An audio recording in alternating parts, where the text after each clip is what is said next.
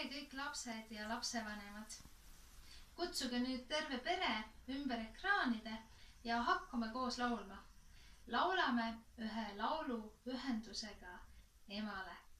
Ja see on selles mõttes lihtne laul, et mina laulan rea eest ja teie saate samamoodi järgi korrata.